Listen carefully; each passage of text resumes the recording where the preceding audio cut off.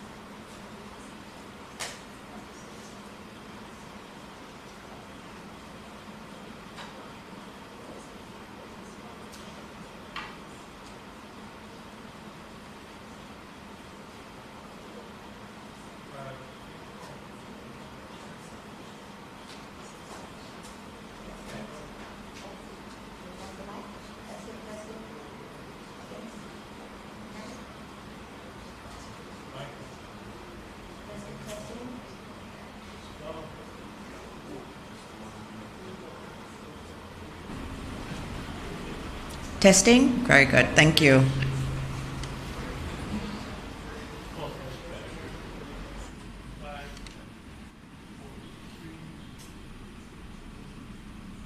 Good morning, everyone. It is Wednesday, February 19, and we're here for another post-cabinet press briefing. And this morning, I'm honored to be able to go through our regular protocol list at the beginning. And we have the Honorable Favour Williams, our Minister of Finance and the Public Service, with us this morning. We will also be joined by the Honourable Floyd Green, our Minister of Agriculture, Fisheries and Mining. And with us also we have Dr. Kassan Troop, the Permanent Secretary in the best ministry, the Ministry of Education, Skills, Youth and Information. Right, Minister? I know, Minister Williams will not disagree. And we also have with us Ainsley Powell, our Commissioner General of Tax Administration, Jamaica. There are other members of the ministry teams that are here with us, some other specially invited guests. As always, the members of the media and our GIS team and the OPM comms team, Jamaicans watching at home and abroad, a wonderful good morning to you all. Before we start, I always go through some of the things that may have been missed in the news. And the first one I'll talk about was actually from last night. And I had the privilege last night of attending the premiere of Romeo and Juliet Forever, which starred a number of our young people in Jamaica. And the two leads, Romeo and Juliet, were from Haile Selassie High School. And they did an absolutely phenomenal job. It was just so wonderful to sit there and hear our children doing the Elizabethan language and speaking in the Shakespearean language. It was phenomenal. They did a great job. And I have to thank Paul Buckner, who put this program together, bringing Shakespeare and putting Shakespeare in a Jamaican context. I remember seeing the first series that they did, and it was really fantastic to see our schools and our children engaging with Shakespeare in that way. And I have to thank all our drama teachers across our high schools that worked with these students, because it wasn't just Haile Selassie students in the film, it was also students from other high schools across Jamaica. And also have to thank and acknowledge TVJ for their role in bringing this production to life. And it was just phenomenal. And for those of you who have not watched it, you need to watch our brilliant young people. And we always say it, there's talent everywhere. All of our schools have talent. And there are young people just brimming with all of this creativity. And last night was the embodiment of that. And I thank Minister Grange for agreeing to do this and hosting this wonderful premiere for these young people. So please go out and watch it. It's really very good. In terms of other updates that I will give you, Minister Tufton was to be here, but I will use one of his and just remind everyone that more than 220,000 free screening tests have been administered to Jamaicans under the Ministry of Health and Wellness's Know Your Numbers initiative. 80,000 persons have been referred for care. Now, this is really very important. When you're able to test 200,000 people, you're able to diagnose issues early. There are many of these individuals who got tested, did not know that anything was wrong with them. And you're able to do these early interventions. This is, again, another example of a government that cares about its people. That's why we want to test you, so that you can be referred for care. And 80,000 Jamaicans found out that they needed additional care and were dealing with conditions in many instances that they were not aware of. It's a wonderful initiative, and it will be continuing in the next financial year. Also, again, 100 additional buses are being procured for the public transportation system. And that's another big deal. And thanks to Minister Williams, the team at the Ministry of Finance, they've earmarked another $3 billion for 100 additional buses for the public transportation system. And 10 of those, which is important, will have special provisions for Jamaicans living with disabilities. So everybody is a part of this move forward as our country. So we have these designated buses for the persons with disabilities, and these are very, very important. For a lot of our persons living with disabilities, they just want an opportunity to work, be a part of the formal structures, and having transportation is one of those things that really helps them. And so over the last 24 months, would have been able to acquire 250 more buses. That's a very big deal. And so the government is rebuilding the fleet of buses and also opening new routes. You hear it all the time. You have people who are saying, my gosh, I have a new bus service. I can finally take the bus and I'm in comfort. You hear it from those in St. Thomas. You've been hearing it from some of those who are in above Stony Hills and some of the other areas that we've introduced new service. It is really impacting the lives of a lot of people. In terms of the NHT Smart Energy Loan, that's been going very well. For those of you who have not accessed it and you are a mortgager with the NHT, please do so.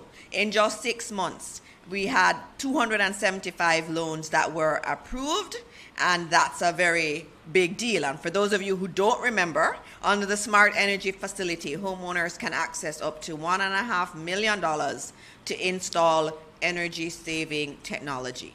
That can be solar panels, batteries, water heaters, solar insulation, and other renewable energy solutions. And as we said, 275 individuals have taken access. And so we know Kingston and St. Andrew are the popular ones. If you're not in those areas, please take advantage of it. It is really a fabulous initiative that was announced, and we see individuals taking advantage of it. In addition to that, there is the construction of a special education diagnostic center at the College of Agricultural Science and Education in Portland, which is scheduled for completion in the 25-26 fiscal year. And this is important. And I know as I go around, I get a lot of parents coming to me about their children with special needs. They also come and say that they're on a waiting list for their diagnostic tests to be able to assess the children. And we know that there is a challenge in certain parts of Jamaica where you have to actually be traveling long distances, coming to Kingston, for example, to get your access to that kind of diagnostic testing. So us putting that facility in Portland, and Minister Williams, thank you, in terms of your leadership on that, is really important. And it signals, again, that even those who are vulnerable are part of our plans. And so understanding where our children are and having the access to that kind of diagnostic work is very critical in terms of our approach to meeting our children where they are and being able to provide the services that they need. And this is $180 million. It's not a cheap initiative, but it's an absolutely important one, and that has been allocated for. Also, in terms of tourism, hotels, lots of new hotel construction will be happening. We're expecting the construction of 6 new hotels in the new fiscal year, and I know Minister Bartlett is just waiting to come to PostCap to talk to you all about that. New hotels will add about 5,600 new rooms. There's a lot going on in Jamaica. There's a lot of economic activity. This is a booming country. When you drive around, you see it. When you see the unemployment numbers, it is clear. So there's a lot of work that is happening. And this morning, I am very happy to have the 2 ministers that I have, Minister Williams and Minister Green, who has joined us, to come and talk about more of the phenomenal work that they are doing, and also be open to your questions so that you can ask them about some of the initiatives that they're doing. And so I'm going to start with, of course, I always say it, our first woman leading the Ministry of Finance and doing it so ably, the Honorable Favour Williams. Please make her welcome. Good morning, everyone. Let me acknowledge colleague Minister Dana Dixon, Minister Green. Let me as well acknowledge Permanent Secretary Dr. Troop and her team from the Ministry of Education, Skills, Youth, and Information. This morning we have with us Commissioner General, Mr. Ainsley Powell of the Tax Administration of Jamaica. I also have members of my team from the Ministry of Finance and the Public Service, let me say distinguished guests, members of the media, Jamaicans all. Today I am more than delighted to be here and to officially announce the TAJ's Special Arrears Settlement Program, which was started in late January of this year, and it's designed to bring relief to taxpayers who have accrued interest, penalties, and surcharge on outstanding principal amounts of taxes. We believe that the Special Arrears Settlement Program will alleviate the financial burden on taxpayers by providing an opportunity to clear their debts without the additional costs typically associated with late filing and payments. By waiving these extra charges, the program promotes timely compliance and supports taxpayers in achieving financial stability that will foster continued voluntary compliance.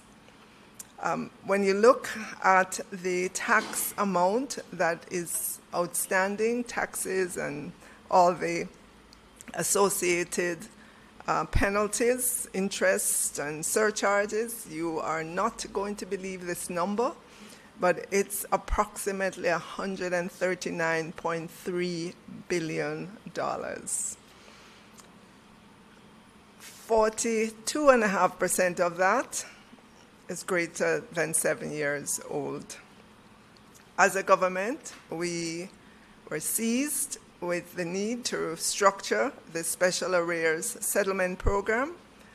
And, when we consider the many shocks that individuals and businesses have endured over the last 10 years, and also to help the TAJ reduce the arrears, we had to ask the TAJ to structure this program. As you may know, if you look across the world at tax administrations, the standard is to have no more than 10% of the tax collected in arrears. Here in Jamaica, we are at about 23%. So we really need this program to help us as well. And when I talk about the shocks that individuals and businesses have suffered in the last 10 years, I just want to show you a slide. The PIOJ has been collating for us all the events, all the weather events that we've endured in this economy. And the data that you will see dates back to 1999, and we've had 22 weather events, including Raphael and the massive amount of rain in November 2024, and I'm sure colleague Minister Green will never forget the month of November, because even though the agricultural sector loves water, loves the rain, but when you get too much of it, it is not good. These events, as you would agree, have had significant negative impact on the economy. And when we talk about the economy, we're really talking about businesses and individuals. To note, though, 9 of those events have been within the last 10 years. We're talking about drought, we're talking about heavy rain, we're talking about hurricane, tropical storms, and the massive impact of COVID in 2020, 2021 that we're still recovering from. Many businesses would have suffered in terms of losing customers, losing income in their business, and so on. Individuals would have had to pull down on their resources if they had such resources in the back. So when we talk about shocks to the economy, again, it's really shock to people and the businesses. And of course, over that time, we've seen the arrears at the TAJ grow, to that number I talked about earlier on, $139.3 billion. It was with this in mind that we asked the TAJ to structure this program, and they came back with the innovative title, Special Arrears Settlement Program, with the aim to encourage taxpayers with outstanding principal amounts for selected tax types to pay these amounts by March 31, 2025. Over 30,000 taxpayers are expected to benefit. Already, the TAJ is in touch with over 7,500 taxpayers. So if the principal amount is paid by the deadline, the government of Jamaica will waive any unpaid interest, any penalties, any surcharges, and the selected tax type on which penalties, interest, and surcharges will be waived are education tax, corporate income tax, individual income tax, pay-as-you-earn, special consumption tax, general consumption tax, asset tax, partnership income tax. And there are many situations. If your case is under objection, you can still qualify for the waiver. If your case is under appeal, you can still qualify for the waiver. And to get more details of your particular situation, you're encouraged to call the TAJ in the various offices. And I hope many Jamaicans take advantage of this relief that is provided by the government. I will leave you with one slide. Recently, the TAJ did a survey of Jamaicans, and one of the questions they asked was, what are the implications when TAJ does not collect taxes? Jamaicans said the health of the economy would be negatively impacted. 91% of Jamaicans said that. 89% of Jamaicans said the ability for government to pay for social amenities is reduced. 89% said inability to service the country's debt. 87% said inability to invest in infrastructural development.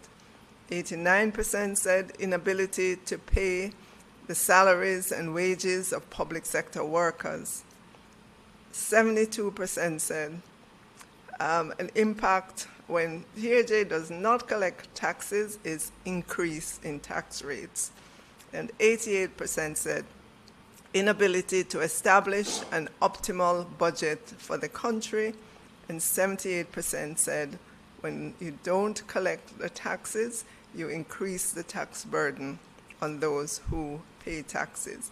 It is very encouraging to know that Jamaicans do understand the importance of their tax dollars and of paying their taxes. We do not take this lightly, and we want to take this opportunity to encourage compliance and to say to Jamaicans, that is why this government works hard to not levy new taxes on you, the hardworking people of Jamaica. Thank you so much.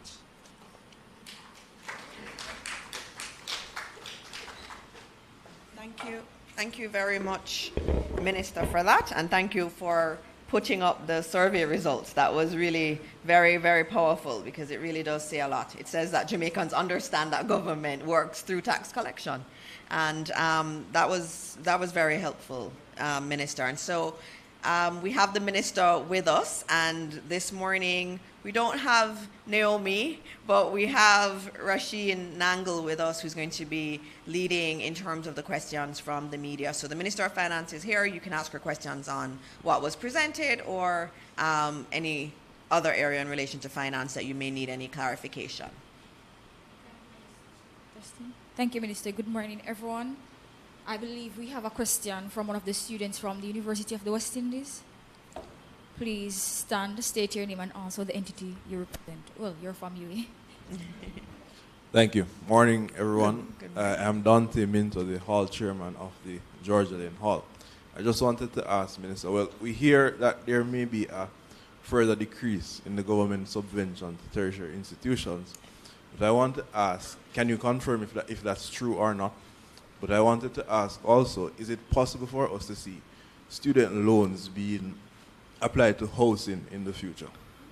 Okay, on your first question, no, that there is no thought of decreasing the subvention to tertiary.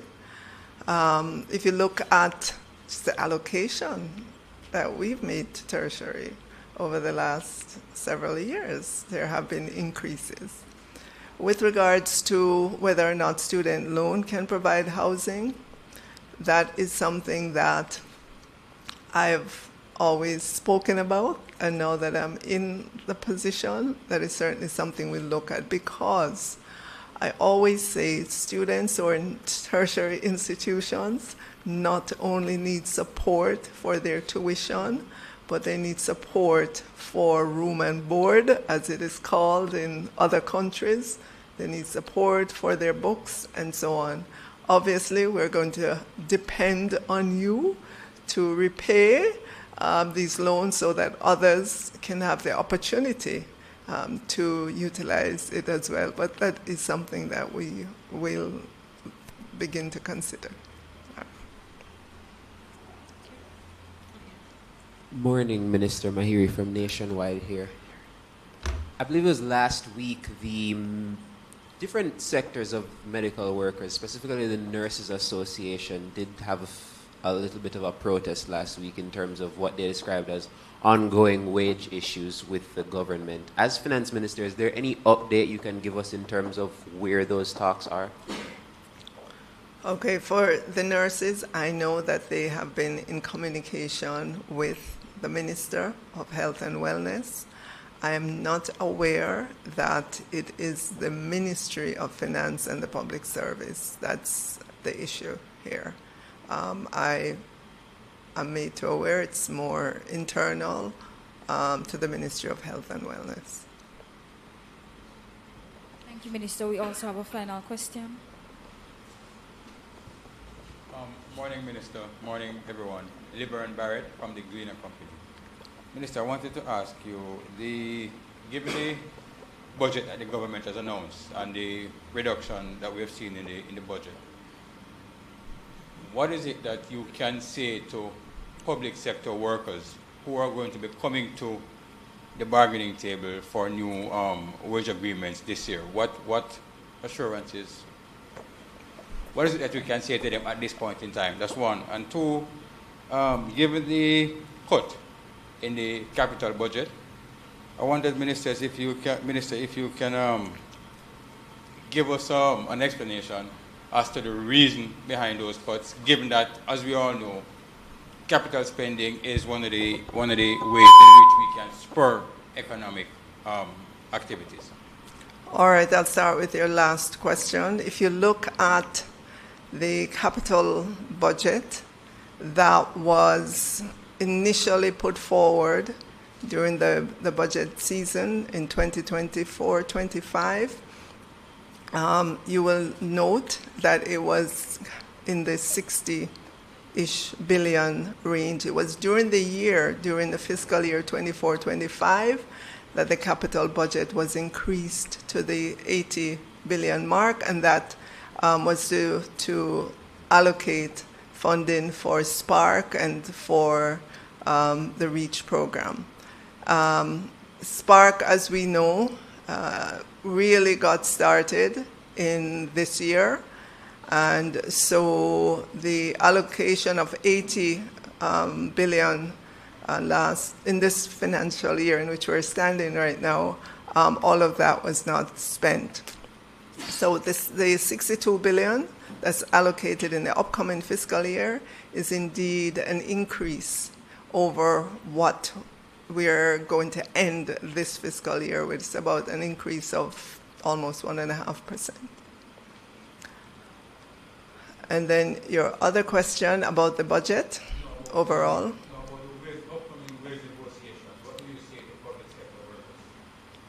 Okay, well, I know we're moving into that period. Obviously, we will ensure that we have timely communication with the union heads as they put in their claims. Obviously, within the budget, there is an increase in terms of the allocation for wages and salaries. And as we go through the process, we will have those conversations with union heads about what it is we're able to do within the context of our budget. Thank you, Minister. Also, we have the last, I hope this is the last, from Mahiri. All right, forgive me, Minister, but I just heard you mention Spark and Reach, so I figured it was timely to ask, how has Eastern St. Andrew benefited from the Spark and Reach programs? Well, from the Reach program, very much. Reach reached us, and many of our potholes were done very well, smooth and nice. Spark is just beginning. Within the last 2 weeks, we've seen the workmen from the contractor come in, and they're bringing in their equipment and so on. So I'm expecting work to fully start in a week or so. Thank you so much. Thank you very much, Minister. And again, I always say it, we're on a Wednesday morning, we have our ministers come, you can ask anything. And we're opening ourselves up, and this is really an important part of accountability on the part of the cabinet, and that's why we do this. And so you had the student asking, you had the media asking questions. That's really very important to us, that you feel that you can get all of your questions answered by our ministers and that there's no one hiding from the public. We're responsive to you, and you have put us in this position, and we take it very seriously, and we believe we're accountable to all of you.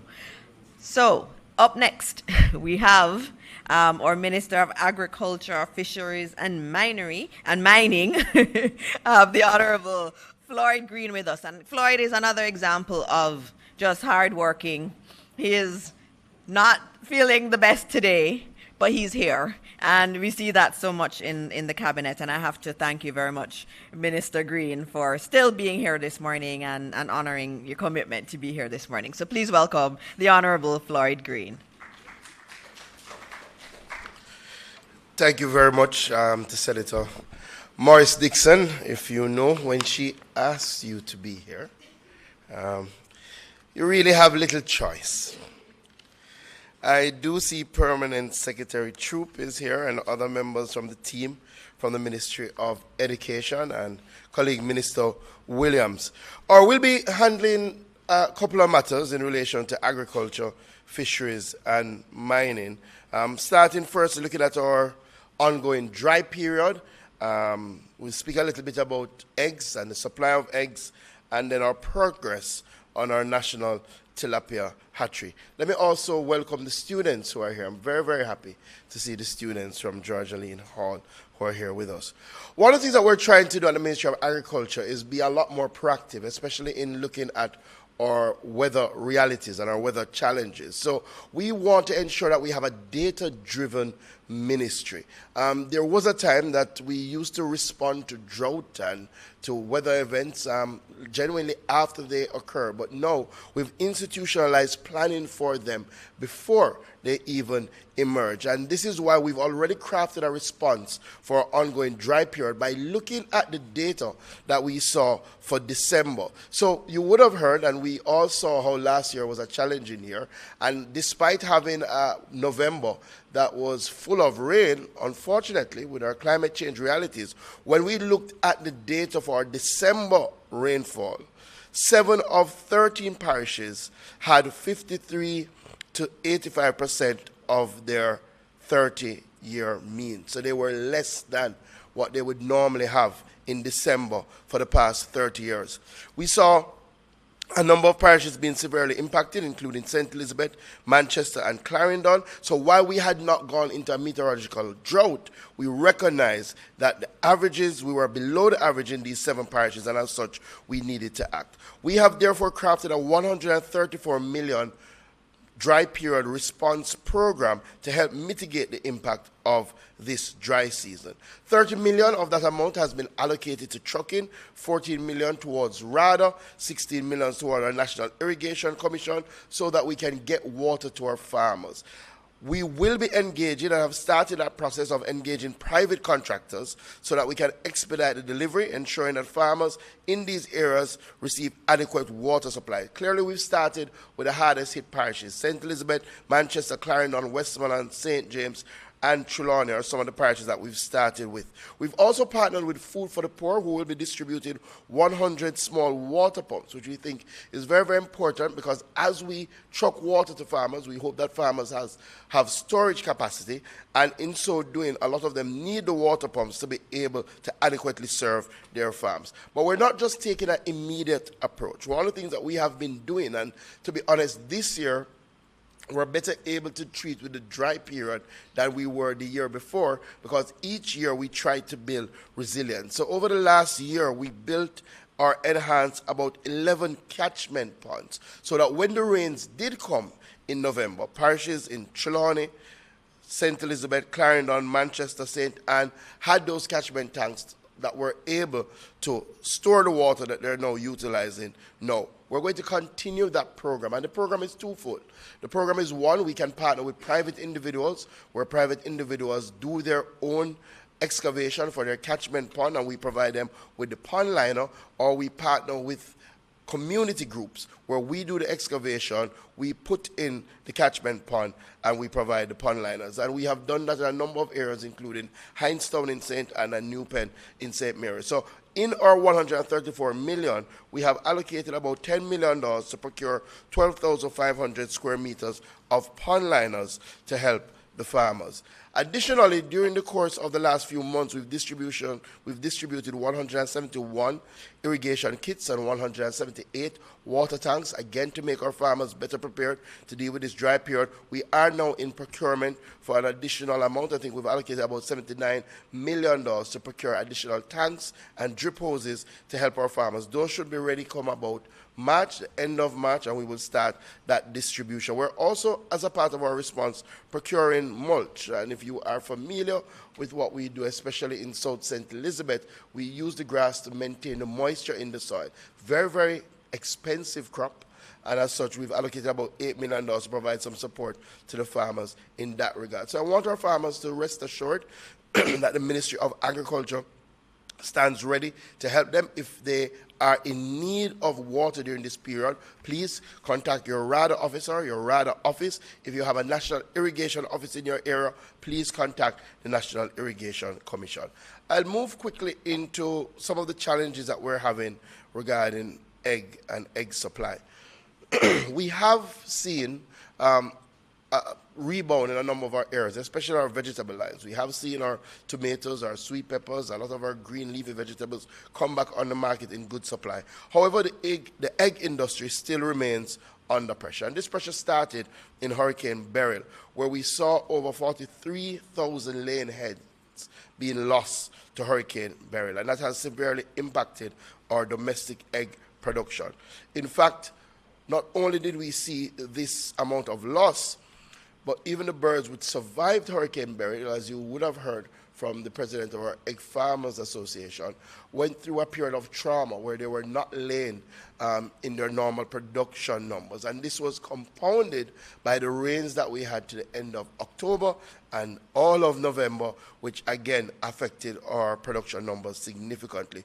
We are expecting, based on the production numbers that we have forecasted for January to June 2025, we are expecting to see a 26% reduction in our production of eggs. In fact, last year we would have produced 123 million eggs in January to June in 2024. This year we're projecting to produce 95.4 million eggs. We do understand that that also provides some pressure in relation to pricing.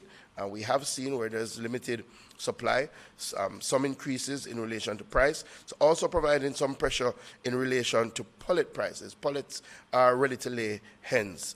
And we have seen a 5% increase in relation to pullet prices. We are doing a number of things, and we have been doing some things to help the industry. In fact, we would have distributed up to the end of December about 50,000 pullets ready to lay hens across our hardest hit parishes. Again, we have seen some challenges, as I said, with the weather pattern and those pullets and their production numbers. What we're planning to do and what we've started to do is to target our large-scale users of eggs and to allow them to be able to import liquid eggs, especially for our baking and hospitality industry, so that will allow more whole eggs for local consumers. So we have already reached out to a number of our baking companies. We've already reached out to a number of our hotels. In fact, the Jamaica Hotel and Tourist Association did write to me, and we did indicate that that is the direction that we're pursuing. We are not allowing the importation of whole eggs. It would have to be liquid, it will have to be powdered, and it will only be for hospitality sectors or our baking sectors. The other thing that we're doing is that we're working with Jamaica broilers and Caribbean broilers to see how we can secure hatching eggs from alternative markets. If you've been paying attention to what has been happening in the United States, you realize that the challenge with egg supply is not just a local challenge. In fact, they have a more severe challenge in the USA. USA is normally where a lot of our hatching eggs come from. So we have tasked the team at the Veterinary Services Division to work with Jamaica broilers and Caribbean broilers to explore alternative markets, including Belgium and the Netherlands, to see if we can secure hatching eggs from those alternative markets. The other thing is that clearly we're collaborating with the Jamaica Egg Farmers Association and the Jamaica Hotel and Tourist Association to look at the demand as we go through the rest of the year, especially for our bakeries, for our tourism sector, to ensure that we're always able to satisfy the demand and reduce some of the strain on our retail sector. We do expect that pre-burial levels will return by July 2025 once there are no external disruptions. We will continue to monitor and adjust interventions. In fact, we are going to be distributing some more pullets. Right now we're in the process of procuring that so that we can help drive the revitalization of our egg industry. Finally, we are focusing a lot of attention on aquaculture and trying to ensure that we can feed ourselves by having a robust aquaculture sector. One of the things that we're doing is that we're constructing a new state-of-the-art tilapia hatchery, and that is now 60% complete, which is truly a transformational step in boosting our local aquaculture sector. We are investing $574 million in our new state-of-the-art hatchery, and that is being supported by JISTV and the World Bank. This is located at Twickenham Park in St. Catherine. I was very happy to go on a tour of this last week to see where we are, and we are progressing well despite some early delays. We are progressing well, and we do expect that we will be complete by the second quarter of this new financial year. The big plus from our new hatchery is that as it is now, we produce about 1 million advanced fry per year.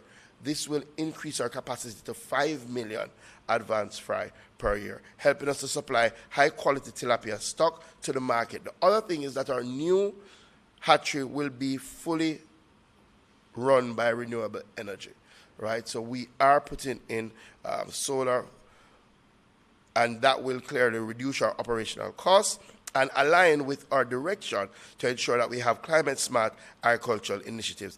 It is a biosecure facility by design, so we'll have improved disease control and breeding efficiency. We have some targets. We want to increase our fishery sector contribution to GDP by 50% by 2027, and this is a big area. Additionally, we may not recognize how much imported fish we consume. So one of the drives is to reduce our dependency on imported fish by producing more of tilapia and strengthen our food security. And additionally, this will create employment opportunities for our farmers. There are two more things that we're working on in aquaculture that I was able to tour last week, Monday or Tuesday. Freshwater prawn. So we are going to be doing, and we have constructed now, a prawn hatchery. And we are doing our first pilot project, It was very interesting to see. We will be able to roll out probably another 6 months where we'll be able to supply prawn to our market. Again, if you know that St. Elizabeth has the best peppered shrimp in the world, in a place called Middle Quarters, and they have had real challenges getting a consistent supply. So we are going to be ramping up the supply, and we do believe we will have people who will go into the area of producing freshwater prawn. The other thing that we're doing, for a long time we've spoken about our ornamental fish industry and the potential that Jamaica has in taking advantage of the significant demand in North America for ornamental fish. Unfortunately, one of the big challenges that our ornamental fish farmers have had is having an export clearinghouse, somewhere that when they're ready to send their fish, they can store it in a secure location and then transport it. So we have embarked on an ornamental fish farming project, which does include training, infrastructure support, market access, but more importantly, we are about 90% complete in developing an export clearinghouse facility at the aquaculture division.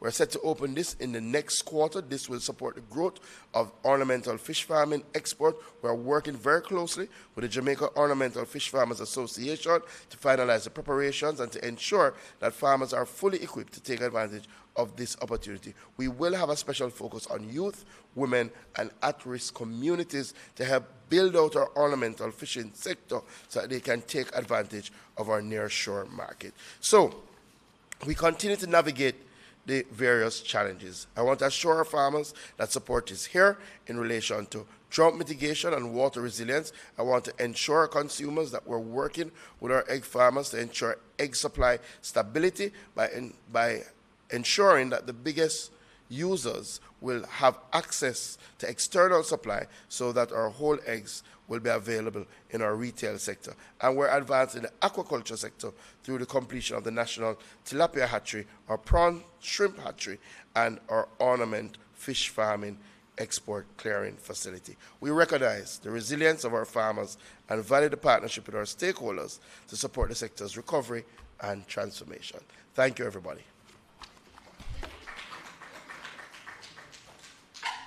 My goodness. What an excellent presentation. I was taking notes, Minister, and it's clear that you are doing a lot of work for our farmers, and it's very impressive work, and I want to thank you, and I thank you for the work you did post-Beryl, which you don't talk enough about, in terms of all the support to the agricultural sector after. We all know what happened after Beryl when we went to market and we couldn't find produce and the price was exorbitant, and you know I tried the tomato planting myself and only 2 came. And so it's very good now when you go into the market, you see the improvement and you see the work that Minister Green has done. And so I thank you for that. On behalf of Jamaicans like me who could not cultivate to save their lives, I thank you for the work you did with our farmers. We're going to open it up for questions now from the media, from anyone who is here. Morning, Minister Green. Mahiri Sira from Nationwide here. In light of the recent tabling of the estimates of expenditure, is there anything that you as Agriculture Minister are excited for or hopeful for in terms of what's within the contents of the table? So a number of things. Very, very excited. And the Minister is not here, but I really want to thank the Minister of Finance and the team and the Cabinet for continuing to prioritize agriculture. One, I'm excited that we're going to break ground for the Pedro Plains irrigation scheme. That will be our biggest irrigation scheme ever. We do have some allocations in this year's budget, I think over $1.3 billion in that regard to start that work, and we do plan to break ground hopefully by mid-year, and that will bring water from the Black River to the plains of PG, our most productive areas, especially parts of Flagaman, Greenfield, all the way up to Top Hill, 3,000 hectares. That will completely transform our agricultural production. And that is a project that was spoken about since the 1970s. And we're just getting it started. So I'm very, very excited about that. I'm excited about the allocation for our agricultural wardens. We have about $377 million for agricultural wardens. This will strengthen our fight against prairie larceny. Again, this was envisioned from the 1980s, never really got it off the ground. We're getting it off the ground this year. We've already done recruitment and we're ready to start in that regard. I'm happy the continued support of our production incentive program. So when we started this journey as a government, our production incentive program, which is where we provide direct support to our farmers, was about 200 million, 300 million. For the past 3-4 years, and this year again, it's over $1 billion. So this year it's $1.2 billion. So I'm very, very happy for that. I'm happy for the increases in our farm roads. We've moved from 670 million to 900 million. Very, very good. And we'll be able to help more farmers with access. So we are excited. We do believe that we'll be able to achieve a lot this year and continue on the work that we've started. Yes, Minister. And I also realize that in your specific capacity, you actually have to oversee 3 different road programs, because you have Spark and Reach as an MP, and you also have the Farm Road program that the ministry is overseeing. Could you just give a brief synopsis as to where those 3 are at this current moment? Okay, good. So our Farm Road program, last year we started with $670 million, and we got an additional 200 million to carry to 870. I think at last check we had completed over 51 road projects, and we have an additional 10 or so that we're planning to do, and this is right across the length and breadth of Jamaica. Part of what we've started to do, we did a launch for our farm road program, and we've started road openings. We've had openings in St. Elizabeth, in St. Anne. We've done roads in every single parish, so we're continuing that. I know we have already scoped $230 million in roads to start with the upcoming financial year. Part of what we've been doing is trying to ensure that we do the scoping, we do all the bill of quantities beforehand, so that we can hit the ground running, so that we don't have the challenge of not expending the resources. So in fact, we did so well last year that we completely finished our budget, right? And we want to continue on that. So that's going well.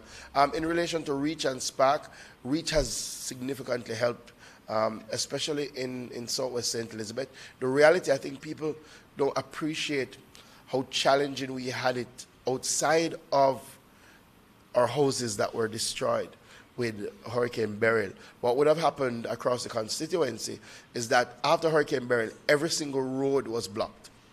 So the resources had to be spent initially on clearing all of those roads, and clearly this was unplanned for expenses. So what it did mean is that our road network did not see the usual quarterly patching program, and we've just started to catch up now, having gone through Hurricane Beryl. So the Reach, which came in and helped us to target specific communities, and we have targeted at least 7 communities under the Reach program. That has made a big, big impact. Additionally, the $2 billion that was allocated by the Prime Minister in terms of emergency patching, that has helped significantly, especially in our main thoroughfares that lead from Southfield all the way down to Black River, Luana, to Black River, and to Border. So that has helped. Spark, we're looking forward to it. We do expect that Spark will start before the end of February. We do have 2 roads that are in the first package. I think I really want to commend the Minister and the NAA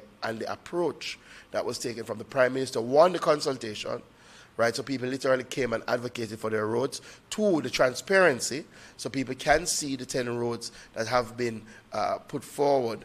And 3, the sort of approach to doing holistic projects, right? So we do expect some work will start in the middle quarters to Rockland area. We know that some work will start in Slipe, and there are other roads that we have programmed. All right. And final question is to Senator Dr. Morris Dixon. All right. So on Sunday, the JLP announced that George Wright, Central Westmoreland MP, would be reinstated. And since then, the People's National Party has come out condemning the move. We've also seen where gender activists such as Professor Opeladissa Palmer, I believe, and Dr. Nadine Spence were also critical of the move. As a member of the JLP and as a woman, What's your reaction to George Wright being reinstated to the JLP? That's an interesting question, and you're at post-cabinet press briefing, and just to note, we did not discuss that at cabinet. But having said that, I think it's a great opportunity for us to discuss an important matter, which is, gender-based violence. And so I agree that it is something that we should discuss. I think my only disappointment is that we're discussing it within this kind of a context. It is a very big issue in our country, and it permeates many different parts of society. And there are many people who have been accused of domestic violence in many different parts and pockets of our country. And it is something that we have to look at. It is something we have to discuss. And I know as an administration, we've done a lot of work, legislatively and otherwise, in terms of having the shelters for the women, in terms of the sexual harassment policy. And I should note that this week at Cabinet, we did approve the tribunal for the sexual harassment tribunal. So we don't just talk about the issues, we actually endeavor to fix it. We also know that redemption is important. And in our country, we've always been that kind of a country that believed that there are second chances. And when we talk about domestic violence, it's really a very complex matter, because invariably you have issues in relation to what persons would have experienced growing up, what they would have seen in their communities, what may seem normal to them. And it's quite complex when you talk about it. In this particular case, and you would have seen the reports too, in terms of counseling, I think that's a very important thing, and that's a very important discussion that we also have to have in terms of the role of counseling, because we know this is an issue all across our country, on both sides of the political spectrum, from the rich to the poor. All over Jamaica, gender-based violence is a problem, and it's something that we need to fix. It's not necessary for us to be politicizing it. It is a problem. And I know for me as a woman, and having discussed these matters with other women who have experienced this kind of violence, it is something we have to address. But it's not one that you address solely from the standpoint of the woman. You also have to address it from the standpoint of the males who may be involved, and you have to do the counseling. And in this case, there was counseling, and in our country, there is a stigma around counseling. There's a stigma around men doing counseling. And so for me, I see there are kernels in this situation that are actually quite positive, and that we could use in a positive manner to talk about how we move forward. There are many men in our country who have been perpetrators of violence against women. And some of them, yes, they're good people. And I think, as Christians, we believe that there is redemption for them. And we believe that if they do the work, that we can't say in society, okay, we're going to shun them. Because I believe the real thing is for us to have the real conversations, acknowledging that this is an issue, and acknowledging what we need to do, which is support the women, give them their voice, protect them as best as we can. But also, we have to talk to our men. We start with our schools. We have to do it in our schools in terms of talking about the norms. They may be learning this at home, seeing it at home, seeing their father do it and thinking it's normal. We in our education system have to be able to show what does a healthy relationship look like. We also have to do it in our universities. We have to do it. I went to one school where they had a club for young men, and that club was about teaching them how to be good men. That's the kind of conversation we want to have, because it is, in fact, a pervasive problem in our country. Thank you, Minister. We have the final question. Thanks. I have a couple of questions. One for you, Minister, one for a couple for Minister Green. Sure. And if I could just follow up on my colleague's question. The People's National Party women yesterday, they specifically named you. And what they said is, to Jamaicans, is that if you are going around campaigning and to speak about, the policies of the JLP, that your silence, you should be asked to explain your silence on the George Wright issue. And I wondered if you could just indicate what would your explanation be if you're asked to explain why you have not been more outspoken on the George Wright issue. So you're asking, okay. No, I'm just All giving right, an opportunity. okay. Sure. And for Mr. Minister Green, the $130 million project that you spoke about, I wondered if you could just kindly disclose the name of the implementing agency and how will the beneficiaries be selected. That's one. And then secondly, in relation to the reduction in the egg production, I wondered, Minister, if also you could indicate, when you say pressure, are you speaking about, just so that all of us are clear, are you speaking about an increase in the price? And if so, can you speak to what level of increase you have seen or has been reported to you? And also, if the ministry has done any sort of investigation to determine how much of those increases, if there are any, how much of it is justified? All right, you want me to go first? No problem. I'll go. I'll just answer your question. I don't know that there is silence. I talk a lot. I go to a lot of places. I'm here on Wednesdays, and no one has asked. So the first question I've gotten on this matter was just now from Mahiri, and I have given my response. And I think my response is very clear in terms of this matter and this issue, which is pervasive in our country, and it is something we have to tackle, and it is something we tackle on multiple fronts. And I believe that the administration has shown that it's an administration that very much cares about the welfare of women. It's not just talk. When you look at the legislative record of this administration, it is clear that we are not just in the business of talking. We're in the business of finding solutions. And we're also very much clear that the problem has to be fixed on multiple fronts. You have to confront the women, protect the women, and you also have to deal with the societal norms that have allowed this to be pervasive in our country. And that is what we're doing as an administration. Thank you, Lidvert. So in terms of the breakdown and the responsible entities, so the 134 million that we've put towards treated with our dry period is across multiple agencies. So 30 million of it will go towards trucking of water. 40 million of that 30 billion will be administered through RADA, and RADA we expect will bring on board private contractors, so persons can contact their RADA officer. Additionally, we do expect the extension officers who are out in the field will be recommending farmers.